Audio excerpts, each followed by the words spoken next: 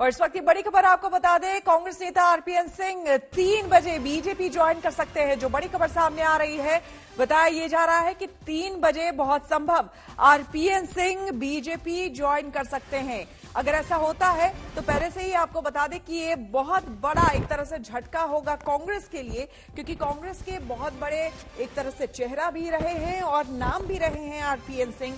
और ऐसे समय में जबकि चुनाव बेहद नजदीक है, उनका बीजेपी ज्वाइन करना कांग्रेस के लिए निश्चित तौर पर एक बहुत बड़ा झटका।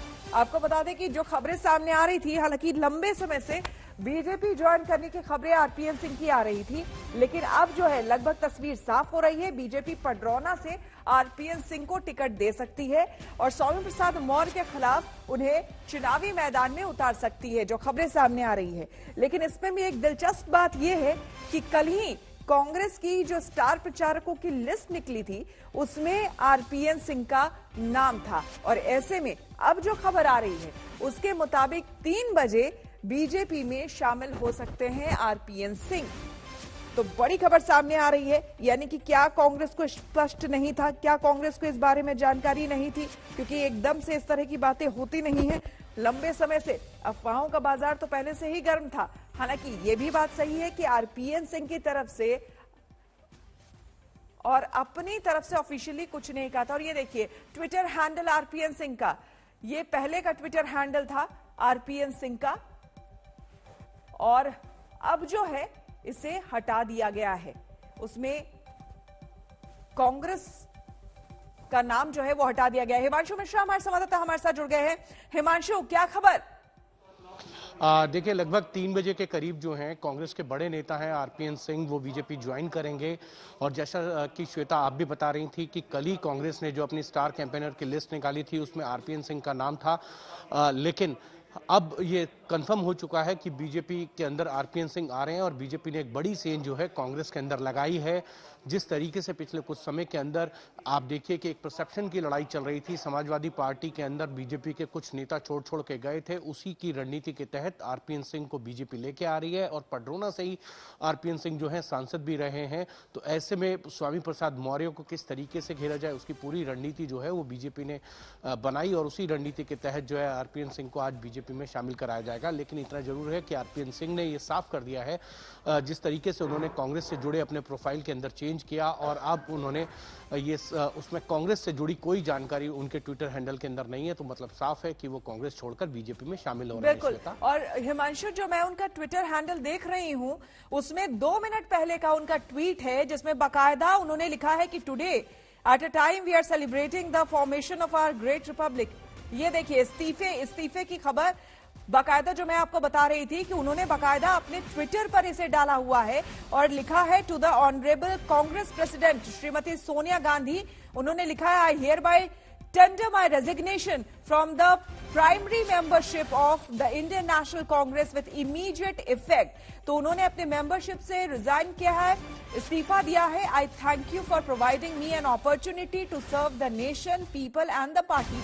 उन्होंने साफ तौर पर यह लिखा है, अपना रेजिग्नेशन दे दिया है। उन्होंने अपने सदस्यता से इंडियन नेशनल कांग्रेस के, उन्होंने साफ तौर पर अभी से लगभग 2 मिनट पहले का उनका ट्वीट है, उनके ट्विटर हैंडल पे बाकायदा उन्होंने इसे दिया भी है। और ऑल इंडिया कांग्रेस कमेटी उनका जो लेटर हेड है उसमें उन्होंने बाकायदा लिखा है और सोनिया गांधी को एड्रेस करते हुए उन्होंने ये बात लिखी है, जिसमें उन्होंने साफ तौर पर कहा है कि अपनी सदस्यता से वो इमीडिएट इफेक्ट से वो रिजाइन करते हैं। आई hereby tender my resignation from the primary membership. Himanshu, उन्होंने बाकायदा इसे अपने लेटर हेड को ट्वीट किया है, जिसमें रेजिग्नेशन की बात कर रहे हैं। देखिए, बिल्कुल उन्होंने अब ये साफ भी कर दिया, जिस तरीके से उन्होंने अपना रेजिग्नेशन जो है वो पब्लिक कर दिया है कि उन्होंने सोनिया गांधी जो कांग्रेस के कार्यकारी अध्यक्ष हैं उनको भेज दिया है और थैंक्स बोला है, जिस तरीके की रिस्पॉन्सिबिलिटी पिछले कुछ समय के अंदर कांग्रेस ने उनको दी है। लेकिन अब देखना यह है कि आरपीएन सिंह के जाने से कांग्रेस को सच में चिंतन करने की जरूरत है, क्योंकि राहुल गांधी की टीम के लगातार लोग जो हैं पार्टी छोड़ के जा रहे हैं। आप देखिए ज्योतिरादित्य सिंधिया हो या जतिन प्रसाद हो और अब आरपीएन सिंह, तो ये जरूर सोचना होगा कि कांग्रेस में युवा जिस तरीके से पार्टी छोड़कर बीजेपी में शामिल हो रहे हैं वो एक कांग्रेस के लिए चिंता का विषय होना चाहिए। और ये माना जा सकता है कि लगातार बीजेपी इस दिशा में जा रही है कि कांग्रेस को किस तरीके से जो है धरातल पर खत्म किया जाए, इसको लेकर बीजेपी अपनी स्ट्रेटेजी बना रही है। और उसी स्ट्रेटेजी में अगर देखा जाए तो बीजेपी कहीं ना कहीं बहुत ज्यादा सक्सेस पा चुकी है। आपको जो टेलीविजन स्क्रीन पर हम दिखा रहे हैं ये वही लेटर हेड है और रेजिग्नेशन है जिसके बारे में हम जिक्र कर रहे थे। अपने ट्विटर अकाउंट में लगभग अब 4 मिनट पहले आरपीएन सिंह ने बाकायदा ट्वीट किया है जिसमें सोनिया गांधी को एड्रेस करते हुए उन्होंने कहा है कि वो अपनी सदस्यता से इस्तीफा देते हैं। उन्होंने धन्यवाद भी किया है कि उन्होंने जो यानी कि कांग्रेस ने जो उन्हें अपॉर्चुनिटी दी, जो मौका दिया देश की सेवा करने का, लोगों की और पार्टी की सेवा करने का, उसके लिए धन्यवाद। बस इतना ही लिखा है। साथ ही साथ अपने ट्वीट में आपको बता दें उन्होंने ऊपर ये भी लिखा है कि अब जबकि हम रिपब्लिक डे यानी गणतंत्र दिवस मना रहे हैं, ऐसे में मैं अपने पॉलिटिकल जर्नी का, अपने पॉलिटिकल सफर का एक नया चैप्टर, नया अध्याय जो है वो शुरू कर रहा हूं। जय हिंद।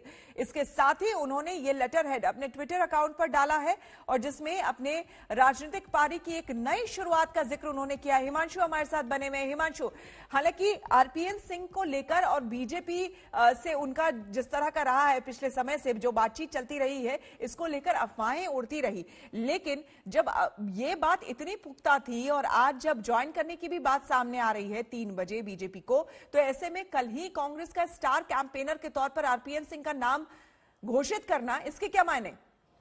देखिए, बिल्कुल कहीं ना कहीं कांग्रेस को इसकी भनक नहीं थी कि आरपीएन सिंह की बातचीत जो है पिछले कुछ समय से जो है वो बीजेपी के नेताओं के साथ चल रही थी। ये हम ये कह सकते हैं, आप कह सकते हैं कि अफवाहें चल रही थी। अफवाहें तभी उड़ती हैं जब कहीं ना कहीं कोई चिंगारी होती है, तो कहीं ना कहीं बातचीत के दौर जारी थे और डील पूरी तरीके से कंफर्म नहीं हो पा रही थी। और अब जब डील कंफर्म हो गई है तो आरपीएन सिंह बीजेपी में शामिल हो रहे हैं। ये तो माना जा सकता है कि अफवाहें तब थी जब कहीं ना कहीं उनकी मेल मुलाकात बीजेपी के नेताओं के साथ हुई होगी, कोई बातचीत हुई होगी, उसके बाद ही जो है इस तरीके के कयास जो है हमेशा लगाए जाते थे। अब ये कह सकते हैं कि कयासों का दौर जो है वो अब खत्म हो गया है और आरपीएन सिंह जो है 3 बजे इसी पार्टी दफ्तर के अंदर जो है बीजेपी की सदस्यता लेंगे। और उन्होंने ये भी कहा है कि वो अपनी नई पॉलिटिकल जर्नी, यात्रा को शुरू करने जा रहे हैं। तो अब ये कंफर्म है कि वो बीजेपी के अंदर आएंगे और अपनी नई राजनीतिक यात्रा की शुरुआत करेंगे। और वो भी तब जब कांग्रेस के को सबसे ज्यादा जरूरत अपने युवा नेताओं की है, तब एक एक करके कांग्रेस के युवा नेता जो हैं वो कांग्रेस छोड़कर बीजेपी में आ रहे हैं। तो एक तरीके से ये देखा जा सकता है कि बीजेपी ने इस पूरे यूपी चुनाव के अंदर, अगर ये कहें तो परसेप्शन की लड़ाई के अंदर कहीं ना कहीं एक जीत जो है वो दर्ज करा ली है। जिस तरीके से अपर्णा यादव को वो लेकर आए और अब आरपीएन सिंह को, और वो भी वो आरपीएन सिंह जिनको लेकर कल ये कांग्रेस ने सूची जारी की थी कि वो उनके स्टार कैंपेनर हैं। और अगर स्टार कैंपेनर छोड़कर इस बीच आपने ये कहा कि इसीलिए कांग्रेस को भनक नहीं थी क्योंकि बातचीत हो रही थी, डील पक्की नहीं हुई थी। अब डील हो गई पक्की, तो अब बात सामने आई है। वो डील क्या थी, किस बात को लेकर के डील पक्की हो गई है? अब देखिए, ये तो आने वाले टाइम पे जरूर पता चलेगा कि आरपीएन सिंह को बीजेपी क्या देने वाली है। जिस तरीके से जितिन प्रसाद को बीजेपी लेके आई थी, तो उसको कुछ समय बाद ही जो है उनको उत्तर प्रदेश से एमएलसी बनाया गया और फिर योगी सरकार के अंदर उनको मंत्री बनाया गया था। अब देखना यह है कि आरपीएन सिंह क्या पडरौना से, क्योंकि वो आते हैं, उनकी राजनीति क्षेत्र जो है वो पडरौना है और पडरौना विधानसभा से जो है स्वामी प्रसाद मौर्य चुनाव लड़ रहे हैं। तो ऐसे में क्या वो स्वामी प्रसाद मौर्य के खिलाफ चुनाव लड़ेंगे या पार्टी में रह के अन्य राजनीतिक दायित्व को निभाएंगे? लेकिन इतना जरूर है कि आरपीएन सिंह अब बीजेपी में आ रहे हैं, तो उनकी नई राजनीतिक शुरुआत है। देखना यह है कि बीजेपी उनका इस्तेमाल किस तरीके से जो है उत्तर प्रदेश चुनाव के अंदर करती है। लेकिन इतना जरूर है कि बीजेपी में आने के बाद आरपीएन सिंह को बड़ी जिम्मेदारी जो है वो दी जा सकती है, चाहे वो स्वामी प्रसाद मौर्य के खिलाफ अगर पार्टी उन्हें उतारती है, ये जानते हुए कि स्वामी प्रसाद मौर्य जो है वो बहुत मजबूत उम्मीदवार है समाजवादी पार्टी के। लेकिन अगर आरपीएन सिंह वहां से लड़ते हैं तो स्वामी प्रसाद मौर्य को उनके गृह क्षेत्र में बांध के रखा जा सकता है। वो बहुत ज्यादा फिर बाहर जाके प्रचार नहीं कर पाएंगे। और आरपीएन सिंह एक कांग्रेस के बड़े नेता रहे हैं, वहां से सांसद रहे हैं और यूपीए सरकार में मंत्री भी रहे हैं। तो एक तरीके से उनके राजनीतिक जो जमीन है उसका इस्तेमाल बीजेपी जरूर करेगी इस उत्तर प्रदेश चुनाव के अंदर, ये तो तय हो गया है। बिल्कुल। अभिषेक मिश्रा लखनऊ से हमारे संवाददाता हमारे साथ सीधे जुड़े हैं ज्यादा जानकारी के साथ। अभिषेक, आपसे जानना चाहेंगे क्या कुछ जानकारी, बीजेपी को कितना फायदा, क्योंकि आरपीएन सिंह जो है उनका भी पूर्वांचल में एक स्ट्रांग होल्ड है और संतवार कुर्मी जाति से वो आते हैं और जिसकी अच्छी खासी तादाद पूर्वांचल में है। ऐसे में अगर देखा जाए बीजेपी में वो ऐसे मौके पर शामिल हो रहे हैं तो जाहिर सी बात है फायदा ही फायदा।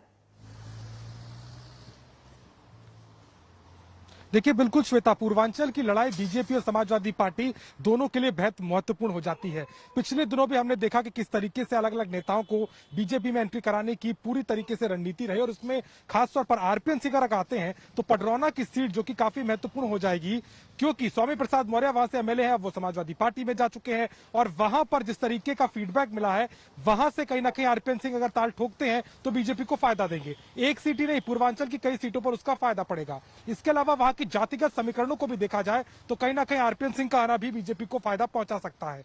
तो साफ नजर आ रहा है कि पूर्वांचल की लड़ाई में आरपीएन सिंह की भूमिका भी महत्वपूर्ण हो जाती है। बीजेपी अलग अलग क्षेत्रों और अलग अलग सीट पर रणनीति बना करके इस बार काम करती हुई नजर आ रही है, क्योंकि एक एक सीट का मामला है और आरपीएन सिंह चूंकि पहले ही वो स्टार प्रचारकों की लिस्ट में उनका नाम आ चुका था और तमाम तरह से कांग्रेस को बड़ा झटका ही लग सकता है, क्योंकि पहले ही अपने काडर को समेटने में लगी थी। लेकिन इतना बड़ी अगर नेता की ज्वाइनिंग बीजेपी में हो जाती है तो कहीं ना कहीं उसका सीधा नुकसान कांग्रेस को तो होगा, लेकिन बीजेपी इसमें अपना फायदा देख रही है और आने वाले चुनाव में बड़ी भूमिका आरपीएन सिंह को जरूर देगी। जी बिल्कुल। अब हिमांशु, आपसे यहाँ पर समझना चाहेंगे खास करके कुशीनगर, गोरखपुर, ये सब जो सीट है और देवरिया, ये सब जो सीट है, इन सब को कहीं ना कहीं आरपीएन सिंह के आने से इन सब सीट पे जो मतदाता हैं वो कहीं ना कहीं प्रभावित होंगे और एक तरह से फायदा उनको जरूर होगा बीजेपी को। देखिए बिल्कुल बीजेपी ने सोची समझी रणनीति के तहत ही जो है आरपीएन सिंह के साथ पिछले कुछ समय से बातचीत जरूर चल रही थी। लगातार जो है ये खबरें आती थी कि आरपीएन सिंह जो है बीजेपी में शामिल हो सकते हैं, लेकिन अब जब वो आरपीएन सिंह बीजेपी में शामिल हो रहे हैं तो ये बात सही है कि पडरौना, कुशीनगर, देवरिया, महाराजगंज और उनके आसपास की जो सीटें हैं उसमें फायदा बीजेपी को मिल सकता है। आरपीएन सिंह जो है वो कुर्मी जाति से आते हैं और कुर्मियों का पूर्वांचल के अंदर एक बड़ा वोट बैंक है और बीजेपी ने इसीलिए आरपीएन सिंह को कांग्रेस से तोड़कर बीजेपी में शामिल कराकर एक तरीके से अपने जो ईसीबी है, उनकी जो जातिगत इंजीनियरिंग है, सोशल इंजीनियरिंग है, उसको मजबूत करने की कोशिश किया। जिस तरीके से स्वामी प्रसाद मौर्य या दारा सिंह चौहान छोड़कर गए थे, ये माना जा रहा था कि गैर यादव वोट बैंक में जो है बीजेपी की डेंट पड़ सकता है, तो उसकी भरपाई कैसे की जा सकती है, तो उसके लिए एक तरीके का नया सॉल्यूशन जो है आरपीएन सिंह को लाकर अपनी सोशल इंजीनियरिंग को और मजबूत करने की कोशिश जो है बीजेपी कर रही है। और ये माना जा सकता है कि आरपीएन सिंह के आने से कांग्रेस को तो नुकसान होगा, लेकिन इतना जरूर है कि बीजेपी अपनी सोशल इंजीनियरिंग को मजबूत करके पिछली जो स्थिति थी पूर्वांचल के अंदर उसी पर रहना चाहती है और किसी भी तरीके से वो अपनी जमीन को जो है खोना नहीं चाहती है, चाहे उनके तमाम नेता उनको छोड़कर गए हों, लेकिन आरपीएन सिंह को लाकर उसकी भरपाई करके चुनाव के अंदर एक बार फिर से जीत दर्ज कराने के लिए बीजेपी ने यह रणनीति बनाई। बिल्कुल। मौसमी सिंह हमारे संवाददाता हमारे साथ जुड़ गए हैं ज्यादा जानकारी के साथ। मौसमी, एक बहुत बड़ा झटका कांग्रेस को और वो भी उनको पता भी नहीं चला, स्टार प्रचारकों की लिस्ट भी आ गई और उन्हें खुद भी कोई जानकारी नहीं।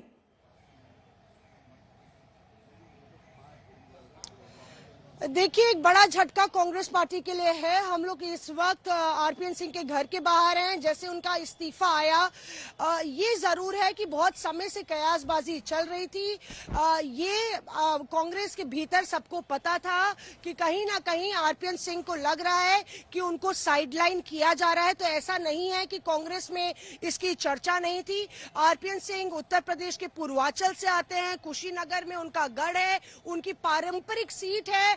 पडरौना, उनके पिता सीपीएन सिंह भी कांग्रेस में रहे, तो एक कांग्रेस पार्टी से एक लंबा इतिहास है। कोई इधर उधर नेता उनके पार्टी से, उनके परिवार से नहीं हुआ।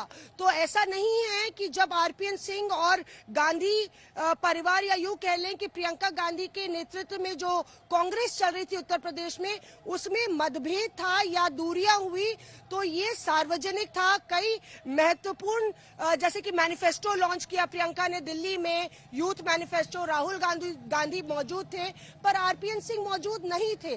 तो ऐसे में कई महत्वपूर्ण इवेंट्स पे आरपीएन सिंह की गैर मौजूदगी, उनको कोई महत्वपूर्ण कार्य नहीं दिया गया चुनाव प्रचार में। स्टार कैंपेनर्स की लिस्ट में उनके समर्थकों को लगा कि सिर्फ खाना पूर्ति हो रही है, तो एक साइडलाइन तो हो ही रहे थे। दूसरी तरफ सियासी वर्चस्व और वजूद की लड़ाई थी आरपीएन सिंह के सामने। लगातार चुनाव हार चुके थे।